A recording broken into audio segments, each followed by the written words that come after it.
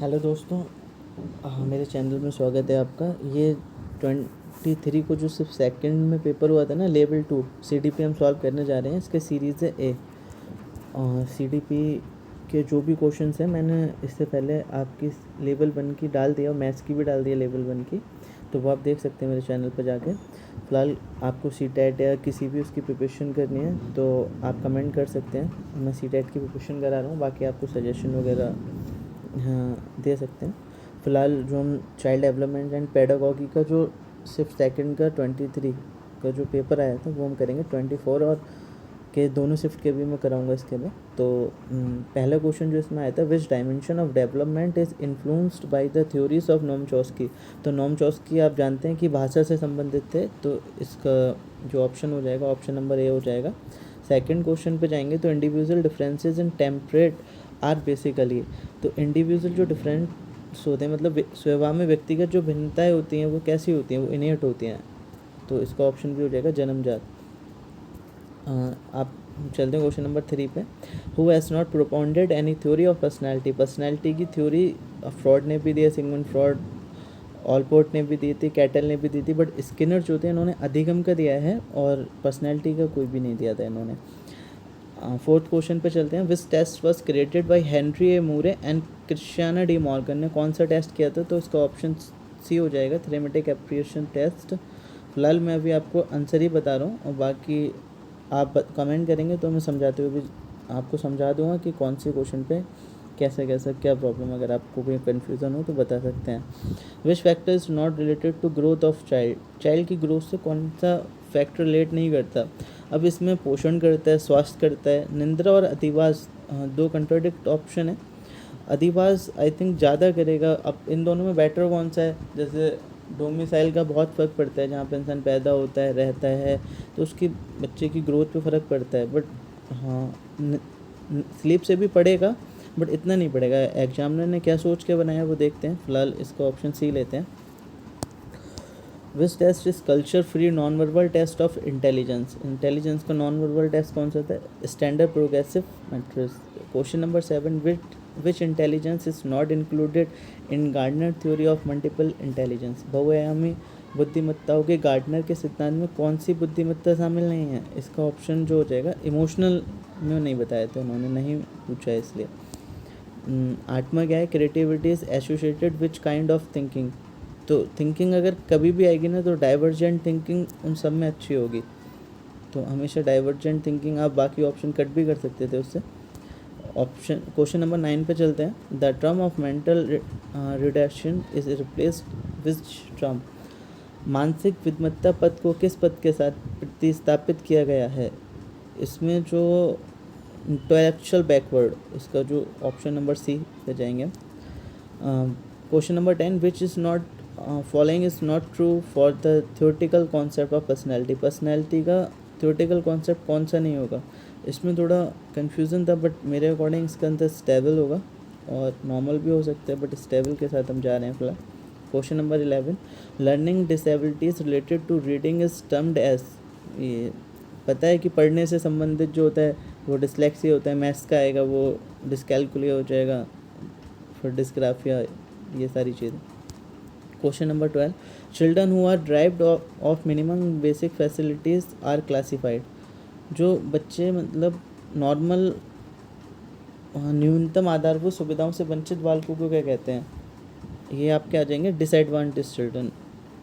कुछ लोग इसका बैकवर्ड चिल्ड्रन बता रहे हैं, नहीं बट डिसएडवांटेज चिल्ड्रन इसका आंसर होगा, right. Question number 13, which of the following is behavioural symptom of maladjustment. तो इसमें आपका ए हो जाएगा, अग्रेशन नहीं होना चाहिए। Which method is not directly relate to children with special needs. विशेष आवश्यकता वाले बालकों के साथ कौन सी विधि प्रत्यक्ष रूप से संबंधित नहीं है? तो ये हो जाएगा ऑप्शन नंबर ए, पाठ्यक्रम में भिन्नीकरण।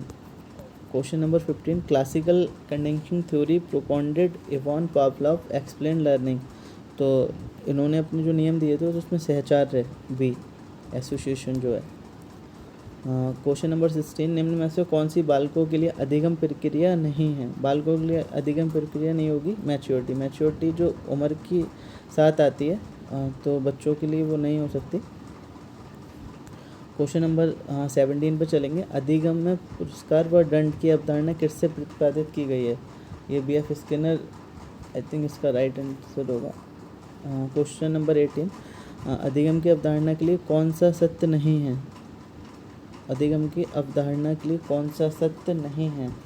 तो अधिगम व्यवहार में परिवर्तन है, अपेक्षाकृत रूप से स्थायी, अधिगम अभ्यास द्वारा प्रभावित होता है, अधिगम एक जन्मजात प्रक्रिया है। तो इसका जो ऑप्शन होगा वो ऑप्शन नंबर ए, ये ठीक नहीं होगा।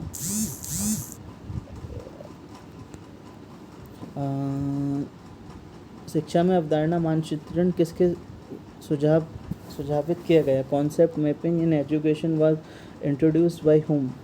ये थे आपके जोसेफ डी नोवाक। इसका 19 का आपका ऑप्शन नंबर डी हो जाएगा। शिक्षण में कौन सा प्रकार शिक्षण के उद्देश्यों पर आधारित नहीं है?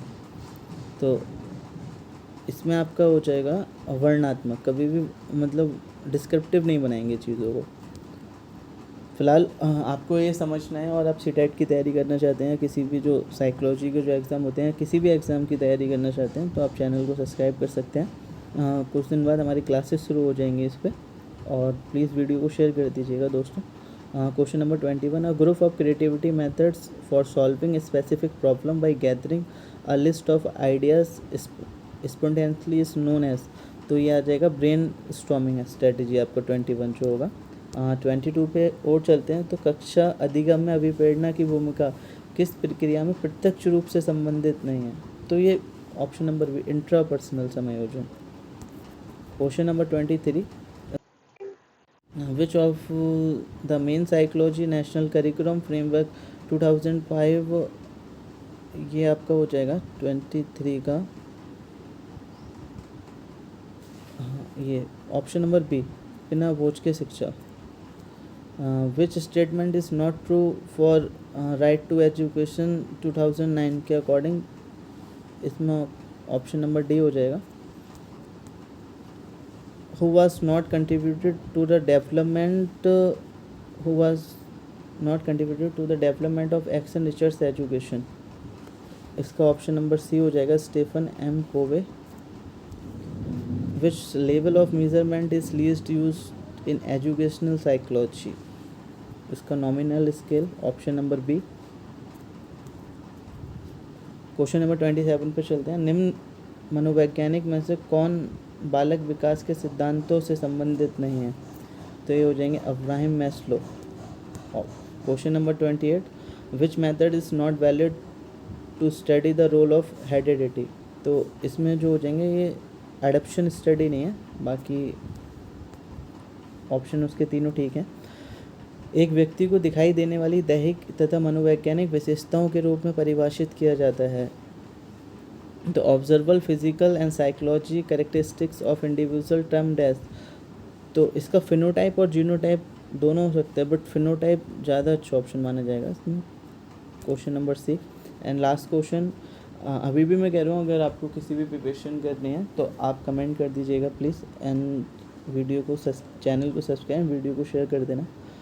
According to which perspective which child development reflect a specific and pre-arranged scheme within the body? तो ये हो जाएगा बायोलॉजिकल, जैविक।